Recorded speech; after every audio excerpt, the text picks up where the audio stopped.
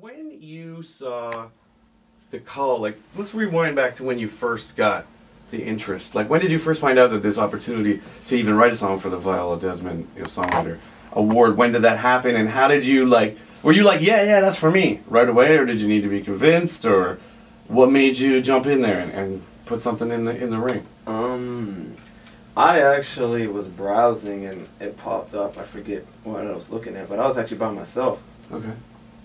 So I wasn't trying to tell anybody because I was like, I didn't think anyone knew about it because that was the first time I heard about it, and that was like in January. So I was like, well, this is my opportunity, you know what I mean? Yeah. So I was like, oh, well, I told GM, obviously. I told my GM brothers.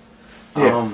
But did you tell them don't write anything? No. None of that. This is mine. I just told them, like, this is a good opportunity, I'm going to try, or whatever. And then I didn't think nothing of it because I thought the deadline was like way down the road. Next thing I know, somebody else comes to the studio to record a song for it. And I was like, okay, well then I got to get it in because we were discussing the deadline. So I was like, okay. So I went home that night, brainstormed, whatever, wrote. I wrote for 2 days. And then I went to the studio, to be honest, not very confident in what I had because of the lack of time. Like I told you last time, I take a lot of time to write, but I was aware that I was like it was good. Like I didn't have all the time in the world, but every line was, you know what I mean, there for a reason.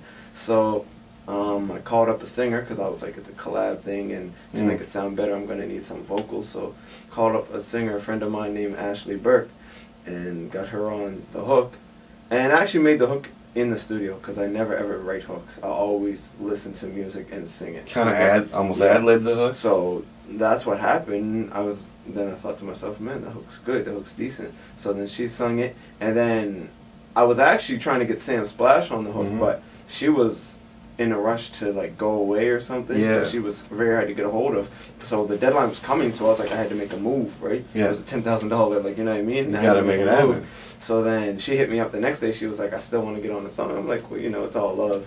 You're Samm Splash. I love you to death. So you could definitely get on this song. You know what I mean? Yeah. So then she got on the song the next day, did her thing, and then like next thing you know, 2 hours later, we're dishing it off to Music Nova Scotia, and that was it. That was just like, you know, another chapter in the book. Let's move on, whatever. Sam goes to LA, and Ashley goes back to her life. I go back to mine.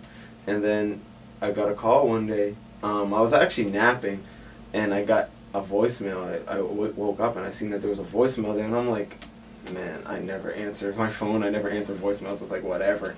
So I was like, well, I'll take a chance and answer this one. Still half asleep, right? So I answer it. How'd you answer it? Can we role play? I'll be you. You call. It was a voicemail, so I just called back and like whatever. You're like, who this? Listen. Then I listened to it, and the words were coming out, and I was listening. I was like, this is not real. There's no way this is real. That kind of dreamy, like, is this really happening? What just happened? So then whatever.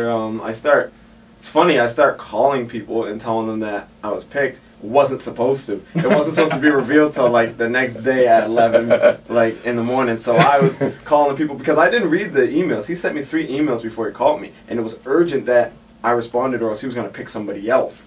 So oh shit, it was one of those moments where you're like, whew, thank I goodness. made it. You know what I mean? So yeah, they told me be on the radio or be on Global TV 3 weeks from now, the competition, or this week, the next day actually I was supposed to be on Global. Right. So 3 weeks from there, it was the competition, and I actually showed out to Jordan too, because Jordan Metro, who works at Centerline, because he had to make the beat under pressure, under very strict pressure, because someone else was taking a lot of his time to do a song too, and he still found time to get mine finished. So that was a big help. And it was a really good beat. He really did his thing.